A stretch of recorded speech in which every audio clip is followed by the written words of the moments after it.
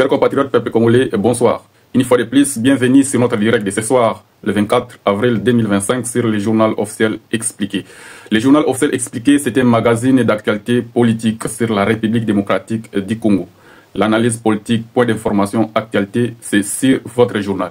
Et aujourd'hui, le 24 avril 2025, nous avons à l'honneur de traiter ensemble avec vous en l'analyse critique sur le discours du chef de l'État tenu au centre culturel et artistique de l'Afrique centrale à Kinshasa, Gombe. Le président de la République a lancé officiellement la cérémonie des travaux d'élaboration de la nouvelle politique salariale des agents et cadres des fonctionnaires de l'État. Chers compatriotes, retenez que dans cette allocution, le président de la République a notamment recommandé que cette nouvelle politique salariale soit mise en place, soit élaborée pour garantir une rémunération juste aux agents et fonctionnaires de l'État, que cela soit fondé sur des efforts fournis, sur les qualifications détenues, sur les responsabilités assumées, sans favoritisme des institutions. Chers compatriotes, le chef de l'État a également appelé à une production d'une grille salariale utile, lisible, accessible à tous, prenant en compte les grades, les anciennetés, l'application de manière uniforme sur toute l'étendue du territoire national. Chers compatriotes, voilà pourquoi nous sommes revenus pour faire une analyse critique. Nous allons voir les lois qui existent et comment celles-là sont appliquées. Nous allons voir aussi l'esprit initial du législateur congolais lorsqu'il a élaboré la Constitution. Qu'est-ce qu'il a mis en place pour résoudre le problème des inégalités sociales? Chers compatriotes peuple congolais, une fois de plus, bonsoir et bienvenue dans votre journal officiel expliqué pour vous donner une analyse constructive pour que vous ayez l'idée sur l'organisation et le fonctionnement des institutions de la République. En particulier aujourd'hui, la politique salariale de la République démocratique du Congo. Merci une fois de plus. Nous allons suivre le journal, les discours du chef de l'État et nous allons revenir pour des analyses critiques comme je l'ai dit. Merci.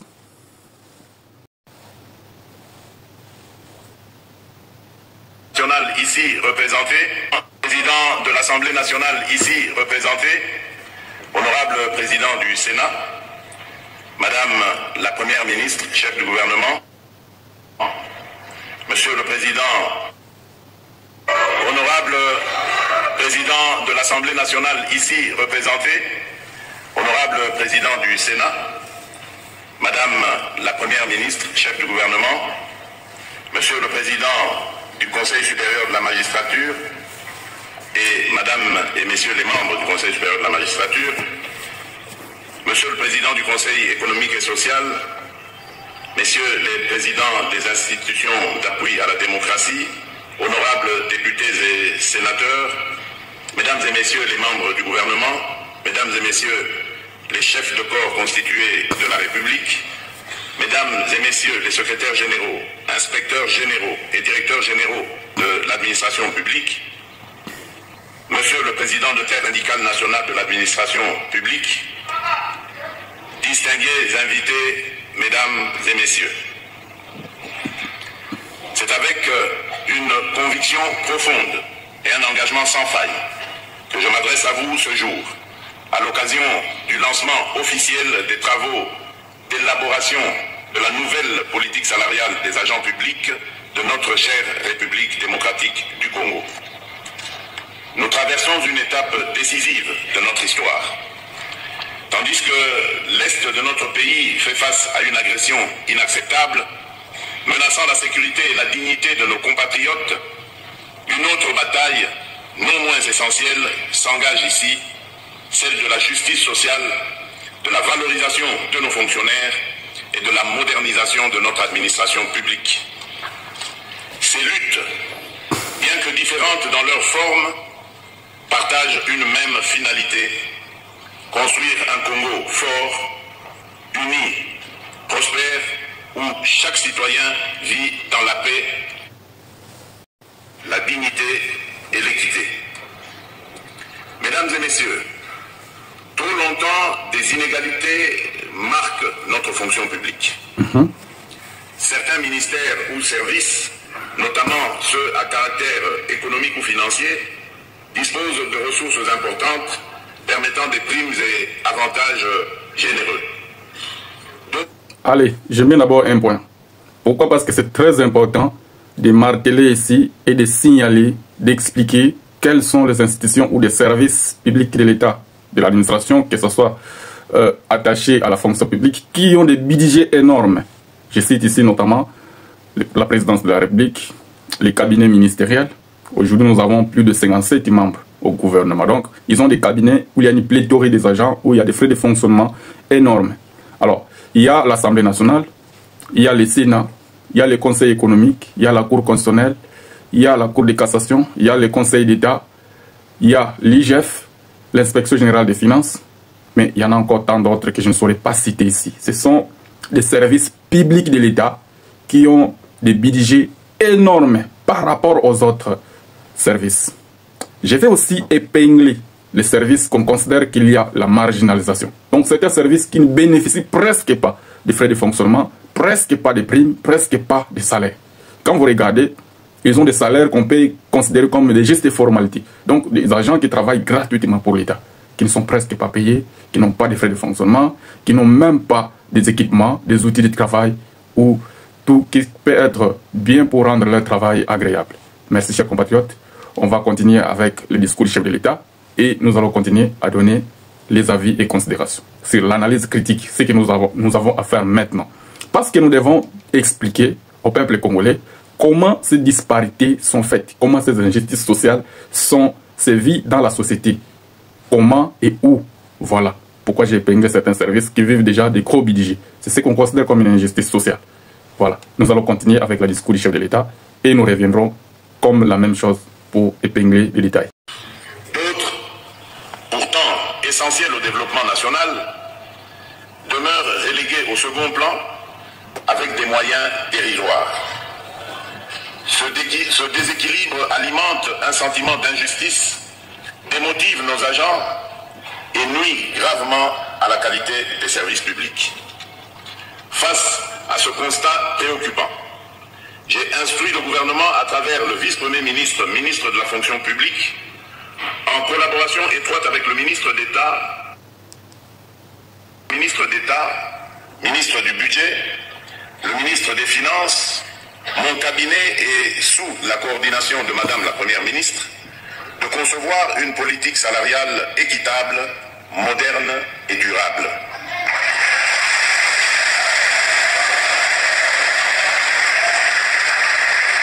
Alors, chers compatriotes, le président a dit ici qu'il y a certains services qui sont marginalisés, où il y a des disparités, qui n'ont presque pas de frais de fonctionnement, qui n'ont presque pas de budget. Donc, leur travail, ils se retrouvent dans une situation où ils sentent qu'ils ne sont pas valorisés. Quels sont ces services? Je vous donne un exemple concret.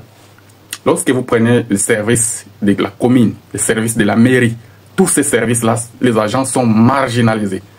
Je prends un autre service. Les agents et fonctionnaires de l'État qui travaillent dans les tribunaux, dans les cours et tribunaux. Je ne prends pas les cours, là déjà il y a un peu un niveau élevé.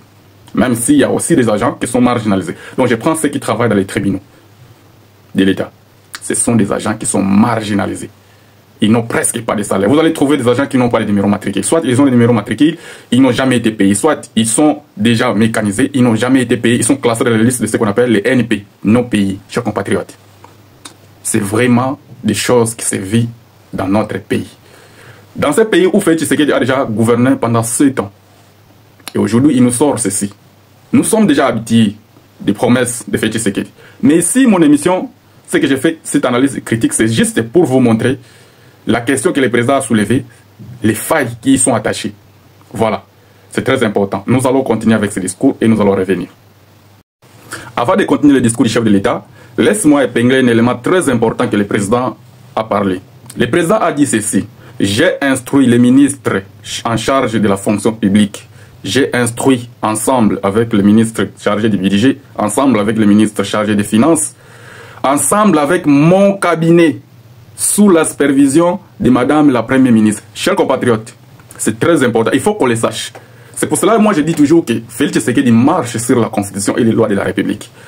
Il faut retenir que le président de la République a tout un collège juridique et que ces gens-là ont le devoir de faire observer le président de la République quelles sont les règles attachées à tous les actes qu'il pose. Même le discours que le président prononce a un sens. Ça ne peut pas aller dans le sens de violer la Constitution de manière intentionnelle et surtout flagrante. Chers compatriotes, le président dit « J'ai instruit le ministre en charge du budget, en charge d'abord de la fonction publique, du budget, finance, sous la supervision du Premier ministre. » Alors, c'est une faute grave. Où se trouve la faute? Il y a des fautes graves là-dessus. Le président n'a pas pour rôle de charger les ministres des fonctions publiques. Retenez pourquoi. Vous allez dire non, il est le président, il peut charger qui il veut. C'est faux et archi faux. Le gouvernement de la République a un chef. Et ce chef s'appelle le Premier ministre. D'accord? Ça c'est un. Deuxième faute. Le président de la République dit, j'ai chargé le ministre des fonctions publiques, celui du budget, celui des finances, ensemble avec mon cabinet. Attention, le cabinet du président de la République n'a pas son rôle dans ces affaires-là. Voilà, c'est ce qu'il faut retenir ici. Pourquoi il n'a pas de rôle là-dessus? Parce que, en vertu de l'article 93 qui dispose que chaque ministre est responsable de son département. Il applique la politique du gouvernement. Chers compatriotes, le président de la République n'est pas membre du gouvernement. Retenez bien, c'est la Constitution. Même si en vertu de l'article 90, 91, lui et le Premier ministre, ils définissent ensemble la politique de la nation, mais ça ne fait pas de lui un membre du gouvernement. Tous les membres du gouvernement sont redevables devant le Parlement. Voilà des éléments très précis. Mais le cabinet du président n'est pas redevable devant le Parlement. Voilà pourquoi il ne doit pas se figurer dans ses travaux. Voilà, la séance pédagogique continue. Ça sera très technique. Suivons le discours et nous allons revenir toujours pour soulever les points saillants ou les bas blesses, où nous devons faire émettre un avis juridique. C'est très important. Suivons le discours. Il ne faudrait pas qu'on puisse seulement applaudir pour applaudir, mais nous devons vérifier tous les actes posés par le président. Cette nouvelle politique devra impérativement garantir une rémunération juste, fondée sur les efforts fournis, les qualifications détenues et les responsabilités assumées, sans favoritisme entre institutions. Devra reposer sur une grille salariale unique, lisible et accessible à tous.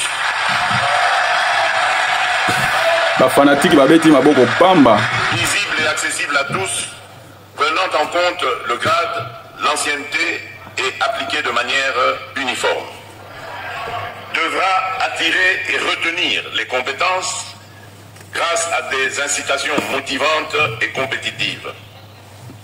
Devra s'inscrire dans les limites des capacités financières de l'État en adoptant une gestion rigoureuse et responsable des ressources, devra standardiser les primes de manière transparente et équitable en évitant les écarts excessifs entre ministères ou services publics. J'ai déjà parlé de ça ici, c'est très important. Donc c'est très important. Intégrer un mécanisme de redistribution équilibré, répondant aux besoins spécifiques de chaque secteur, tout en maintenant l'harmonie de l'ensemble. Allons-y. Devra enfin mettre en place un dispositif d'évaluation et d'ajustement régulier en fonction de l'évolution des réalités économiques et sociales. En adoptant une telle politique, la République démocratique du Congo pourra renforcer la motivation de ses agents publics, améliorer la qualité des services rendus et ainsi contribuer à la construction d'un État. Mesdames et messieurs, je suis conscient des résistances auxquelles cette réforme pourrait se heurter. Des intérêts particuliers et des réseaux ancrés dans le statu quo tenteront... Alors, chers compatriotes, puisque nous faisons une analyse critique, il faudrait bien qu'on vous montre les sous-bassements juridiques pour comprendre le sens des mots qui sont prononcés par le président de la République. Tout ce que le président a dit, il faudrait un bon salaire, il ne faudrait pas qu'il y ait des injustices, il ne faudrait pas que d'autres institutions puissent s'y repasser d'autres, ce n'est pas nouveau. Ce sont des choses qui existent déjà. Peut-être que le président est ivoirien et il n'a jamais vu ça. Et que ces conseils juridiques ne fournissent pas d'efforts pour faire observer au président de la République les lois qui existent déjà dans ce domaine-là. Voilà. Alors ici, je vais vous lire l'article 36 de la Constitution, qui dispose que le travail est un droit et un devoir sacré pour chaque Congolais. C'est-à-dire que chaque Congolais, quand il est né dans cette étendue de la République, le législateur a estimé que le Congo a la possibilité de donner du travail à tous les citoyens. Voilà pourquoi le travail est un droit. Mais aussi c'est un devoir. Pourquoi? Parce que lorsqu'on te donne du travail, tu as l'obligation de travailler. Si tu ne travailles pas, l'État va t'obliger de travailler. Parce que tu dois travailler pour contribuer aussi aux charges de la République, notamment les impôts et les taxes. Alors, chers compatriotes, deuxième alinéa, l'État garantit les droits au travail.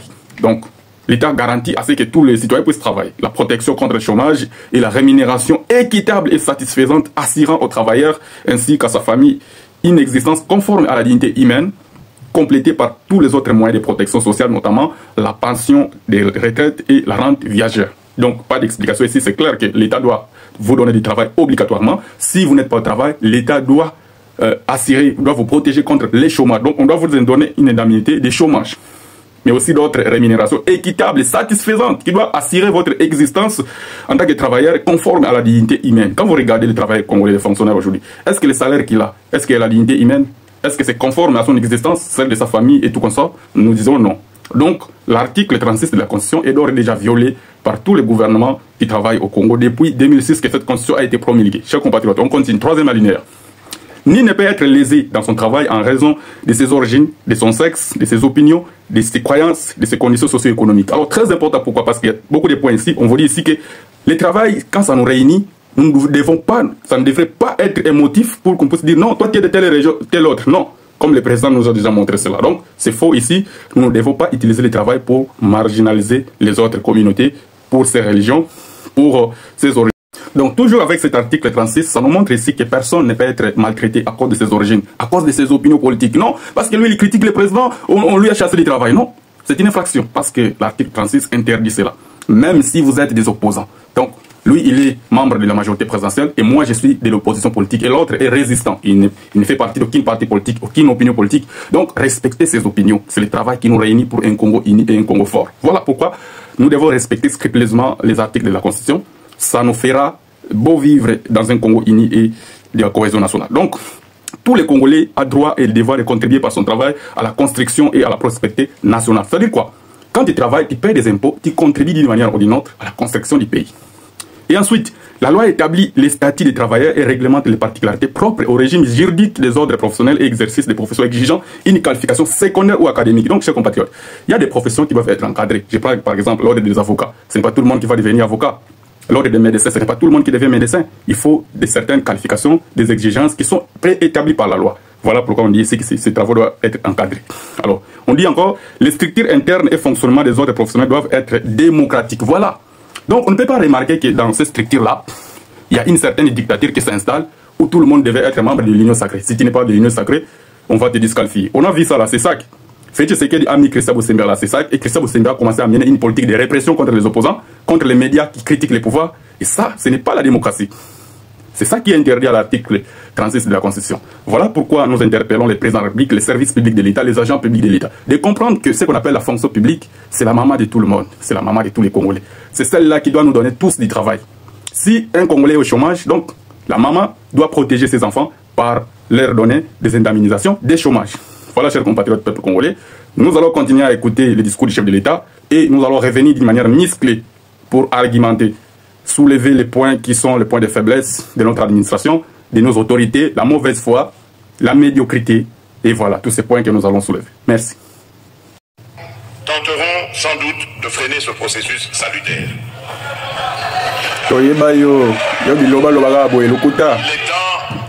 Il est temps que la loi des puissants ne prime plus sur la justice due aux plus modestes. Zéro. Solo. Je m'assurerai de la mise en œuvre de cette réforme. L'administration ne peut rester otage d'inégalités héritées du passé. Nos agents publics de toutes catégories et de tout secteur attendent de nous un système juste, transparent. Voilà. Peuple congolais, chers compatriotes, vous avez tous suivi le président de la République. Il nous sort la rhétorique. C'est-à-dire la rhétorique, c'est quelque chose qui se dit déjà, où nous n'avons jamais eu de résultats. Mais tout le monde sait que rien ne va changer. Rien ne va changer du fait que c'est la même chose. C'est la même chose. Il n'y a rien de nouveau. Suivons. J'ai une pleine confiance en vos compétences, toujours, votre engagement, toujours, votre sens du devoir pour poser les bases solides toujours de cette réforme.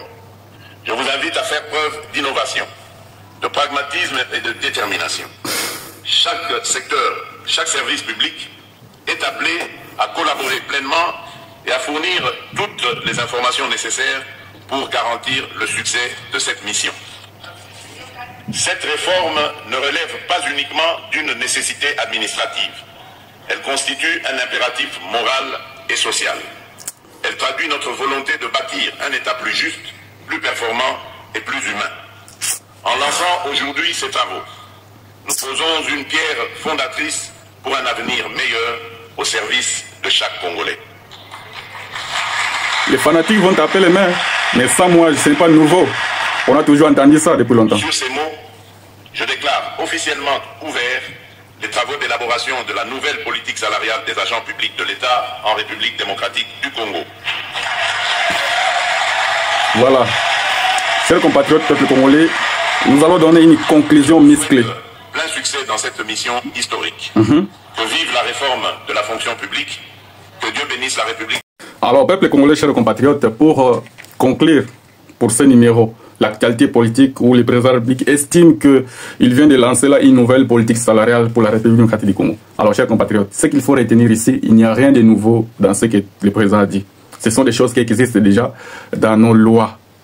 Alors, la loi qui encadre la fonction publique, cette loi s'appelle la loi numéro 16/013 du 15 juillet 2016 portant statut des agents de carrière de service public de l'État. Alors, si nous lisons cette loi, qu'est-ce que cette loi nous dit? Chers compatriotes, retenez que cette loi, elle règle tout ce qui est l'organisation et le fonctionnement des services publics de l'État. Il n'y a pas un vide. Donc tout ce que le président a dit ici, si lui il estime que c'est une réforme, pour moi ce n'est pas une réforme. Et je vous informe que ce n'est pas une réforme. Tout ce que le président a dit, non, il faut un bon salaire, ça existe déjà dans les lois. Sauf que le président n'a jamais lu, il ne connaît pas, ses conseillers n'ont jamais fouillé, sinon le président n'aurait pas dû faire ce qu'il a fait. Ce qu'il s'agit ici, ce sont des choses qui existent déjà, il faut que le gouvernement mette ça en application. Je vous prends seulement un exemple. Chapitre 6 de la dite loi. Chapitre 6 qui parle de la rémunération. Il dit par exemple, article 46, la rémunération de l'agent est constituée de traitements et de primes. Il est payé par mois. Vous comprenez? Là, il parle en gros. Maintenant, regardez, 47. Le traitement est soit initial, soit acquis. Le traitement initial est celui attaché au grade dont l'agent est revêtu. Suivez. Le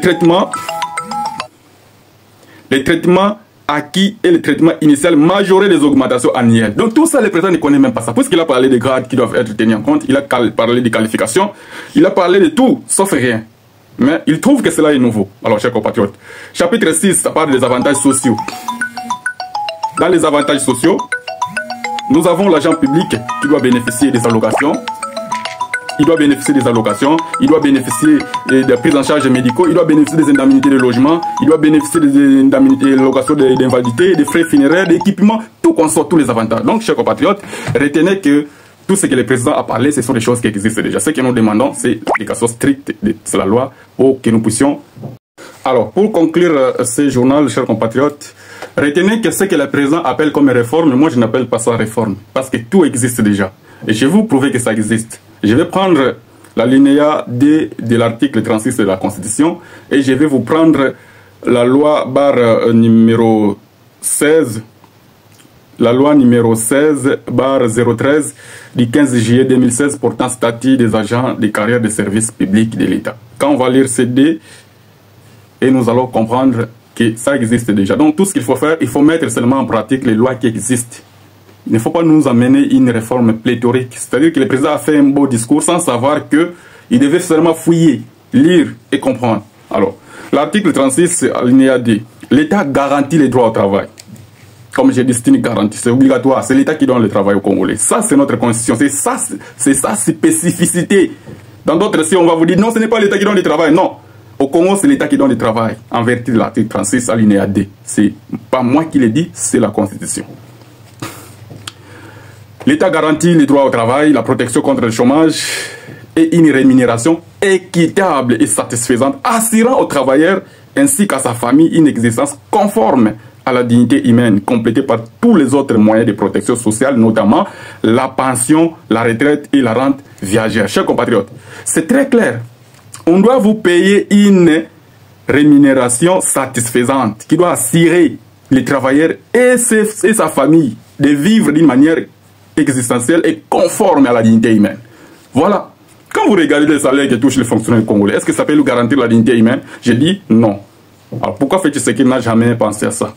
Ce qu'il appelle comme réforme, moi je ne l'appelle pas ça réforme, parce que c'est une anarchie. Alors, je vais maintenant prendre le chapitre 6 de cette loi numéro 16/013 du 15 juillet 2016, portant statut des agents de carrière de l'État. Ça dit ceci. La rémunération de l'agent est constituée du traitement et des primes. Elle est payée par mois. 47. Le traitement est soit initial, soit acquis. Le traitement initial est celui attaché au grade dont l'agent est revêtu. Donc, si vous lisez tous les chapitres, vous allez voir que dans le chapitre 6, il y a aussi des avantages sociaux. qu'on doit accorder aux travailleurs. C'est tout ce qu'il faut faire, M. Tshisekedi, sans pourtant tergiverser. Merci beaucoup de suivre notre direct pour ce soir. Nous nous verrons pour les prochains numéros. Merci.